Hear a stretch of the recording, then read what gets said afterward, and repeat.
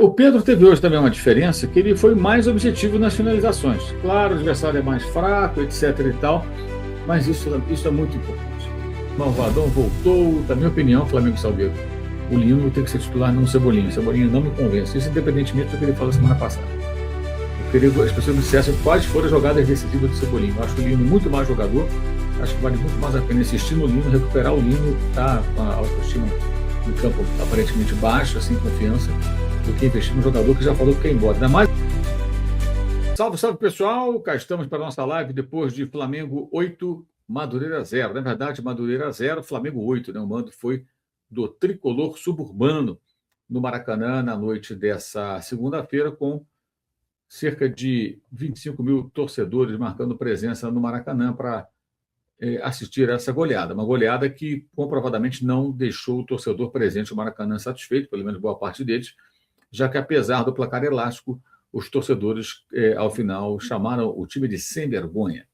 É claro que o time não é um time sem vergonha, isso é um pouco de exagero, já falei isso em outras ocasiões, mas é uma maneira que o torcedor encontrou para manifestar a sua insatisfação, né, a sua irritação com os recentes resultados, em especial a perda do título da Recopa Sul-Americana para a equipe do Lanús na derrota, né, sofrida na prorrogação por 3-2 na última quinta-feira, um resultado realmente constrangedor, né? Nada contra o Lanús, uma equipe muito valorosa, mas pelo investimento que faz o Flamengo, por tudo isso, evidentemente foi uma situação para lá de constrangedora, uma atuação muito ruim mesmo, e bem abaixo, muitos cruzamentos e tal, aquilo tudo que falamos já nos últimos dias, e o resultado foi essa perda do título, né, da Recopa Sul-Americana. O Flamengo poderia levantar um troféu, primeiro do ano, e não conseguiu. Então, o torcedor deixando claro que o 8-0, legal, mas não é o bastante. Qual é o recado? O recado é óbvio, né? O recado é vocês têm que ganhar o campeonato carioca, é isso que eles querem dizer. Eu não tenho a menor dúvida com relação a isso, né? É uma cobrança para que os jogadores vençam a final contra o Fluminense no próximo domingo. Não sei se ajuda, se não ajuda, mas é um fato, né? Eu acho que é exagerado chamar o time de sem vergonha, mas eu entendi o recado. O recado é esse: olha, isso não basta. Fizemos 8-0, não basta. Fosse hoje 1-0, 2-0, tivessem derrotado o Lanús por 2-0 na quinta-feira ganhando a Recopa, os torcedores estariam muito mais satisfeitos, né? Então, dá para entender que o recado foi no sentido de que não se contentam com essa goleada. E eu acho até que não é para se contentar, evidentemente, né? Enfim.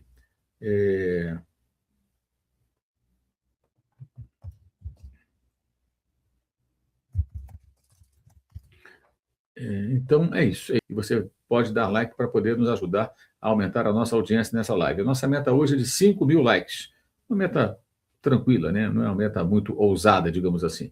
Então, dá para chegar lá? Eu acho que dá. 5 mil likes, então eu peço a você que faça inscrição no canal, se você não for inscrito, e que você mande o seu like bacana aí para poder aumentar também a nossa audiência nessa live após essa goleada do Flamengo sobre a equipe do Madureira pelo placar de 8-0, 2 gols do Paquetá, 1 gol contra, depois 4 gols do Pedro e 1 gol do Samuel Lino, para fechar a conta. Importante, o Pedro marcando, Samuel Lino marcando, Paquetá, dá mais confiança aos jogadores, né?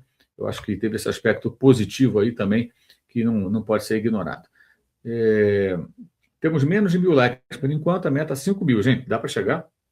Acho que com certa tranquilidade até, então eu peço a vocês a colaboração. E se você não é inscrito no canal, faça inscrição. Se você também não é inscrito no nosso canal de cortes. Renata Costa falando que uma carne bem temperada, carne assada bem temperada, sem dúvida. Ainda mais com a expulsão ainda no primeiro tempo, né? O Madureira ficou realmente fragilizado, foi uma presa fácil. O Thiago Fonseca diz que o Madureira pagou o pato pela crise no Flamengo. O Somi Santos falando que o Everton Araújo é ruim. Eu não acho ruim, não. É um jogador jovem, promissor, é um bom jogador. Mas não é o titular do Flamengo, tem jogadores mais qualificados para a posição, mas ele compõe bem o elenco. O Marco Antônio, falando que foi carne assada prêmio, o Miguel Santos achou a partida ótima do Flamengo, e o Diogo dizendo que a torcida cobrou no final da partida, agora colocar o time nos trilhos e mudar a chave nos principais campeonatos. José Hilton Fidelis, boa noite, Mauro, será que dá para aproveitar alguns desses jogadores no domingo? Grande abraço. Eu acho que todos eles estão em condições para domingo, mas outros que foram preservados. Aí o Israel Lopes, Mauro, muda o título, acalmou os ânimos. Não, kkk, só para deixar claro que eu não concordo com os gritos. Não, acho que acalmou os ânimos, sim. Uma parte da torcida reclamou, mas para os jogadores, para o time, para o grupo, claro que acalmou, deu uma acalmada. Aquilo foi um protesto pontual. Eu tenho certeza que o torcedor e vocês aqui no chat não estão tão aborrecidos. Então, 8-0 dá uma acalmada. Agora, o protesto no final, o time sem vergonha, eu não vou colocar no título, porque eu acho que é dar voz, é dar uma repercussão a um grito localizado dos torcedores das organizadas. A torcida do Flamengo é muito mais do que isso. Quiseram marcar uma posição. Eu entendi o recado que eles quiseram dar, mas eu acho que é um exagero do time sem vergonha. Eu não vou tratar o grito da organizada como se fosse a única coisa que aconteceu. Eu acho que deu uma acalmada nos ânimos, sim. 8-0 acalma, gente. Se fosse 1-0 suado, ia ter muito protesto, muita gente puta da vida, mas foi 8-0. O Weberson Rocha falando que do grito de guerra para jogar no Flamengo tem que ter disposição, o time sem vergonha, a torcida não perdoa. Foi um recado, né? Eu acho que é legítimo, entendeu? Eu acho que o torcedor nem acha o time sem vergonha. Por que ele fala isso? Por que ele canta isso? Para mostrar, gente, 8-0 não basta, nós estamos bem decepcionados e a gente quer mais do que isso. Quer o quê? Agora, o que é possível? Quer ganhar do Fluminense e depois começar a ganhar jogos no Brasileiro e melhorar a posição no campeonato. O Dani José, Samuel Lino parece estar sem confiança para arriscar jogadas. Mas hoje ele arriscou jogadas, o contrário. Arriscou jogadas. O nosso, Arthur Jorge e o Leonardo Jardim. São os dois técnicos portugueses, um está empregado, o outro deu um tempo. Não sei por que você está colocando o nome deles aqui, o Flamengo tem seu treinador. O Bruno da Costa, eu sou Flamengo Temborré, ele manda aqui, é de Manaus, lá no Amazonas, Leidiane Marçal conosco também. E também o Jota falando aqui, saudações, será que não é o caso do Paquetá começar domingo na posição da Rascaeta? Na minha opinião, tem que jogar quem está melhor. O Paquetá está melhor no momento. Eu acho que tem que jogar os dois. Eu acho que ele pode usar um sistema de jogo com o Paquetá por dentro, com a Rascaeta, mudar a formação, enfim, aí depende do que o Felipe Luiz pretende fazer, o que ele vai querer fazer até lá. Certo? O que mais, então? É mais feliz no futebol. Se perde, reclama, se ganha, reclama, curta a goleada de 8-0. Mas foi um recado pontual das organizadas. Aquilo não é uma manifestação de toda a torcida. São as organizadas que foram fazer protesto na porta do CT e tal, tudo mais, foram atrás da casa do jogador, mandando um recado. Olha, não estamos satisfeitos. Porque o time sem vergonha é um grito muito fora do contexto até. O Diogo, grito de time sem vergonha, super exagerado, mas entenda a torcida pressionar os jogadores logo no começo da temporada para não vacilar no começo. É isso aí. Já vacilaram no começo, para não vacilar na sequência, né? O André, chamar o time sem vergonha ficou meio estranho. Eu já falei o que eu penso a respeito, não que eu concorde. Eu entendi o recado. O Wilson Rocha falando que a carne assada foi devorada como deve ser, com fome e com vontade. O Madruga, incrível como o Lino está mal. Pô, mas ele foi bem hoje, criou jogadas, fez um gol. Eu não entendo, gente. Parece que eu vejo um jogo, vocês veem outro. Estava fácil também. Eu não acho que ele foi mal, não. Sinceramente. Acho que foi mal mesmo. Aliás, eu acho ele muito mais lúcido do que o Cebolinha. Ele busca um passe curto, uma tabela, uma infiltração, uma triangulação. O Cebolinha que errou um monte de jogadas. Várias jogadas. Inclusive, ele trocou a cara com o goleiro, perdeu o gol no primeiro tempo, teve outras oportunidades, não aproveitou. Né? Enfim. Maristela Alvarenga, os gritos histéricos que ela quis dizer, de time sem vergonha ajuda muito o próximo jogo, ridículos. Né? Ela está falando que não ajuda, na verdade, né? Cobrando aqui a torcida. O Di Guedes aqui com a gente também, valeu, o Luiz Antônio acho que não acalmou, eu acho que acalma sim. O protesto, repito, de alguns torcedores organizados não representa o todo. Acalmou, claro que acalmou. 8-0, isso dá uma bela acalmada. Os caras reclamaram, isso é uma questão bem setorizada. Imagina se o Flamengo hoje, os caras voltam para treinar amanhã, foi 8-0, cara. Pedro meteu 4 gols. O time fraco, mas ganha confiança, dá mais tranquilidade. Se por acaso você chega lá e joga mal, ganha de 1-0 só, aí era muito pior. Então, assim, ganhou com autoridade, fez 4 gols em cada tempo, enfim. Marcos Pinto, exatamente como o André Rocha fala, mesmo insatisfeitos, as pessoas não sabem mais viver momentos. Foi vitória, aplaude, pede para o time ser campeão no próximo jogo e vamos para frente. Pois é. Ricardo Almeida pergunta se eu acho o time sem vergonha. Não acho, sou contra isso. Tem nem cabimento. Gravei um vídeo, inclusive, na minha rede social, antes do jogo de quinta-feira passada, dizendo que não... Aliás, fiz uma postagem com um link também para um vídeo específico, né, da Libertadores, dizendo que eu não concordo com essa história do time sem vergonha. E continuo pensando dessa maneira. O fato de ter perdido para o Lanús não faz do time sem vergonha. Faz o time que jogou mal, um time que não teve postura, um time que ao longo da temporada, que jogou mal tecnicamente, mas até lutou bastante no jogo de volta, mas sem vergonha é outra coisa. Flamengo Salgueiro, na minha opinião, Flamengo Salgueiro, o Lino tem que ser titular, não o Cebolinha. O Cebolinha não me convence. Isso independentemente do que ele falou semana passada. Eu queria que as pessoas me dissessem quais foram as jogadas decisivas do Cebolinha. Eu acho o Lino muito mais jogador, acho que vale muito mais a pena insistir no Lino, recuperar o Lino, que está com a autoestima em campo aparentemente baixa, sem confiança, do que investir no jogador que já falou que quer ir embora. Ainda mais agora que falou que quer ir embora. Se antes eu pensava assim, agora mais ainda. A Maria Isabela falando que o protesto deveria vir em forma de deboche, seria mais inteligente, não servir de parâmetro esse jogo, mas ajuda a dar confiança para vários jogadores. Eu falei sobre isso hoje na live, na S Online. Rogério Antônio Rodrigues. Mauro, você acha que a posição ideal do Paquetá é a mesma do Arrascaeta? Não necessariamente. Ele pode jogar junto com a Arrascaeta sem problema nenhum. A questão é a formação tática. Se ele jogar, por exemplo, num 4-4-2, ele pode ter Arrascaeta, Paquetá, Jorginho e Pulgar no meio campo, que seria o meu meio campo. Talvez sem o Paquetá preso na direita. E se um quarteto no meio campo, 2 atacantes, para mim seria Pedro, Samuel Lino, um mais referência, o outro com circulação, daria liberdade para o Lino jogar pela esquerda, para procurar jogo pela direita, circular pelo ataque, tabelando, buscando jogadas de lado, de preferência pela esquerda, mas se ele tiver que cair pela direita, trocar de posição, não haveria problema nenhum, abrindo espaço para a subida dos laterais, eventualmente pode cair o Paquetá pela direita, fazer uma jogada de tabela com o Varela, com o Royal.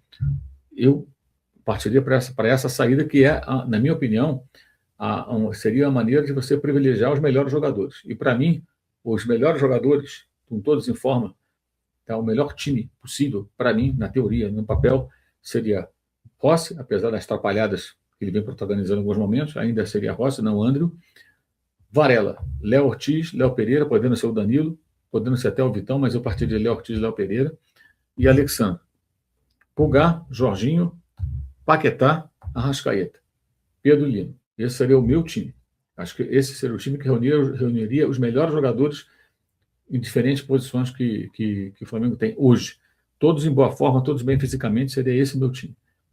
Com a possibilidade de você ter um Carrascal, ter um Luiz Araújo, ter um Bruno Henrique, ter um Cebolinha, ter um Plata, ter um De La Cruz, ter um Everton Araújo, ter um Saúl daqui a pouco, ter um Royal, ter 2 bons zagueiros do banco, ter até o Ayrton Lucas, que fez um bom jogo contra o Lanús, defensivamente especialmente, mas protagonizou um lance de uma falha grotesca que comprometeu a sua atuação. Mas jogou bem, é incrível, né? Jogou bem, mas fez uma bobagem que até ofuscou o seu bom comportamento durante boa parte da partida.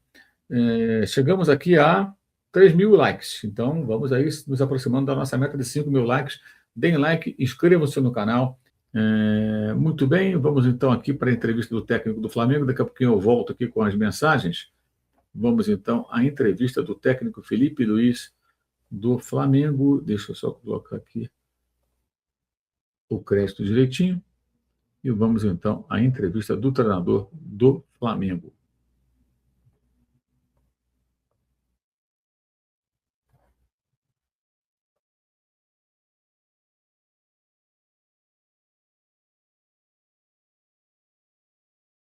O Paquetá jogou mais avançado, né? Basicamente com um segundo atacante, meia esquerda, e foi muito bem, né? E fez 2 gols, gerou muito jogo para o time, mas essa é a posição que normalmente joga o Arrascaeta. Você pensa que é possível que ele tenha uma sequência nessa posição, os dois jogarem juntos eventualmente? O que você pensa para ele no futuro?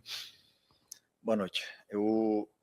Efetivamente, eu acho que hoje ele foi o dia que eu senti ele mais confortável dentro do campo, né? Com os movimentos eram muito naturais, eram todos os movimentos. Um jogador que, como eu sempre falei aqui, determinante na área, leva muito perigo, já seja em atacando espaço, em condução, em finalização, cabeceio. Então hoje eu senti ele no lugar onde ele pode ser mais confortável. Agora temos que, porque por exemplo é a mesma situação, mesma posição que jogou o Carrascal, mas por ter a perna natural facilita muito o jogo dele, com a força física, ele usa muito os braços, então acredito que pode ser a posição ideal para ele. Agora temos que tentar encaixar esse quebra-cabeças e colocar os melhores junto dentro do campo. Primeiro, entendo perfeitamente, eu gosto de lembrar sempre que eu usava a camisa do Flamengo quando era pequeno. Sou torcedor desde pequeno. E cresci vendo e sofrendo com eliminações do Flamengo e sendo torcedor igual eles. Então, quando eu me coloco no cargo de jogador, primeiro, escolha vir para o Flamengo, para o meu clube do coração, é uma escolha de vida, primeiro, mas sabendo da cobrança que tem. Já sabia. Eu estava vendo o Diego Ribas, um dos meus melhores amigos no futebol, estava vivendo toda essa cobrança, e eu via de longe isso. Mas eu quis viver esse desafio de trabalhar no Flamengo, de viver essa torcida, o bom e o ruim. E como treinador, a partir do momento que eu escolhi começar aqui, o clube me abriu as portas, me deu a oportunidade, eu sabia perfeitamente a cobrança que tem, porque eu vi a troca de nove treinadores antes de eu entrar. Então, eu sei a cobrança, eu sei o difícil que é, mas eu sempre acreditei muito em mim. E o melhor de tudo, que eu sei que o torcedor também acreditou em mim. Me deram muita confiança, acho que eles que convenceram, talvez, né, o torcedor convenceu a diretoria em me colocar nesse cargo. Eu tenho uma conexão muito forte. Eu falei antes de vir para o Flamengo que eu não tenho esse perfil de dar carrinho, de lutar, de gritar, que o torcedor às vezes tanto gosta, mas eu tenho outro perfil que me conecta muito com eles, e eles sabem disso, que é o respeito, o carinho e a dedicação, mas o respeito principalmente pelo escudo. E tudo que eu fiz aqui, eu dou e dei a minha vida pelo Flamengo, eu deixei minha alma aqui dentro. Quando o torcedor cobra, ele tem razão. Ele tem razão. O resultado não está vindo, ele não está se sentindo representado pela equipe que está jogando. E eu já falei outras vezes, eu sou o responsável por isso. E eu sei disso. E o que eu fiz muito foi trabalhar mais ainda, porque a única coisa que eu posso fazer é trabalho, melhorar, dedicar e tentar retribuir e evoluir como treinador para poder devolver esse carinho que o torcedor tanto brindou para mim todos esses anos. Foram os anos mais felizes da minha vida, é o que eu vivi aqui no Flamengo, na vitória e na derrota. Então, eu sempre quero retribuir o máximo possível por esse carinho que eles sempre me brindaram. Então,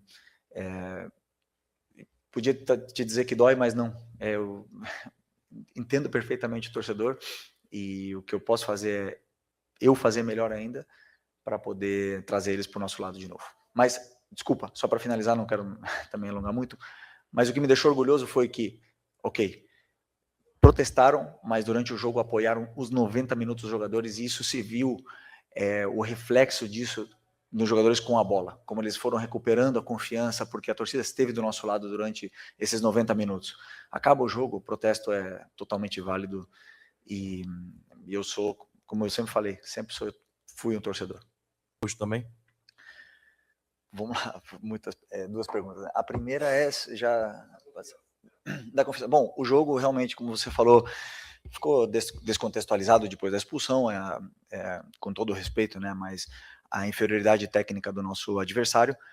Mas sempre separo isso, porque existem muitas coisas que temos que corrigir, mas também houveram coisas boas, conexões dentro do campo, e o time recuperou comportamentos que vinham se perdendo durante o decorrer do jogo, né? Como eu falei sempre, a confiança faz parte disso. E sobre o Pedro, é importante dizer, né, que é um jogador determinante, decisivo, e principalmente que vem jogando, porque parece muitas vezes que o treinador está contra o Pedro, ou contra o Arrasca, ou contra alguma coisa, porque o jogador não joga. Mas não é assim. O Pedro jogou a final contra o Corinthians, entrou nessa final, jogou o segundo tempo inteiro, praticamente o segundo tempo inteiro a prorrogação, mas o Pedro também tem o direito a não estar no seu nível, como todos os outros. Então, conforme eu vou vendo os jogadores, eu vou tentando tirar o melhor deles sempre.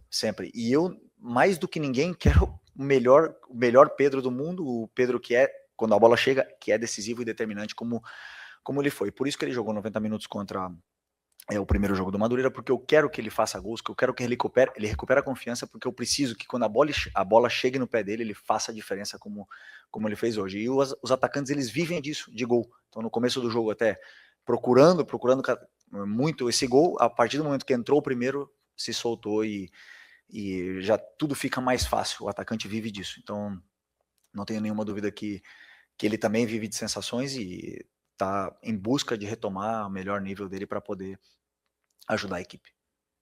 Boa noite.